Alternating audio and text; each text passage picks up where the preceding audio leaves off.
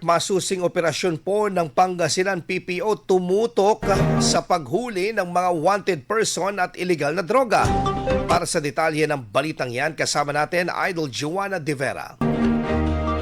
104.7 IFM Report.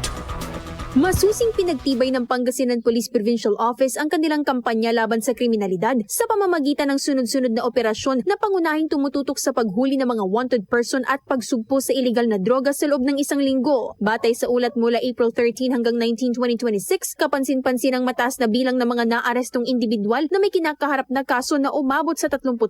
Kabilang dito ang 7 nasa listahan ng most wanted persons. Sa kampanya kontra iligal na droga, 9 na operasyon ang isinagawa na nagresulta sa pagkakaaresto ng 9 na hinihinalang sangkot sa droga. Nakumpiska sa mga operasyon ang mahigit 74 na gramo ng hinihinalang shabu na nagkakahalaga ng higit kalahating milyong piso. Sa iligal na sugal, 4 na individual ang naaresto sa magkakahiwalay na operasyon habang libu-libong pisong halaga ng pustahan ng nasamsam. Samantala sa kampanya laban sa loose firearms, isang sospek ang naaresto at isang baril ang narecover sa 3 operasyon. Mas pinaigting pa umano ng kapulisan ang kanilang presensya at aksyon sa iba't ibang uri ng krimen na may layuning hindi lamang hulihin ang mga lumalabag sa batas kung hindi pigilan din ang patuloy na paglaganap ng iligal na gawain sa lalawigan. Kasama mula rito sa IFM Dagupan, ito si Idol Joanna De Vera, Tatak IFM.